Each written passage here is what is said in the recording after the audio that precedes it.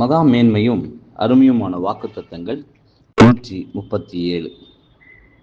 நீங்கள் என் உபதேசத்தில் நினைத்திருந்தால் மெய்யாகவே என் சீஷனாய் இருப்பீர்கள், சத்தியத்தையும் அறிவீர்கள், சத்தியம் உங்களை விடுதலையாக்கும் என்றார்.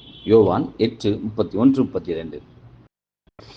ஏவுதலினால் எழுதப்பட்ட வார்த்தைகளில் உள்ள போதனைகளில் நிலைத்திருப்பது, அவைகளை கற்று அவைகள் மேல் தியானமாயிருந்து அவைகள் மீது முழுமையான விசுவாசம் வைப்பது மற்றும் அவைகளுடன் உண்மையாக நம்முடைய குணலட்சணங்கள் இசைந்திருப்பது என்பதே கர்த்தருடைய வார்த்தைகளில் நிலைத்திருப்பதை குறிக்கிறது.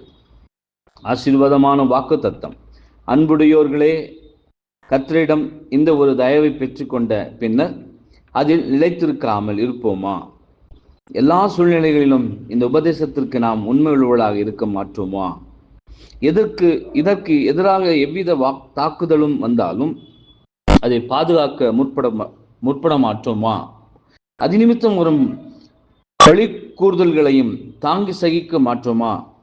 இந்த உபதேசத்திற்கு நேர்மை உள்ளவர்களாகவும் உண்மை உள்ளவர்களாகவும் இருந்து நாம் அதன் சிறப்புகளை உணர்ந்துள்ளோம் என்று நிரூபிப்போம் என்பதே.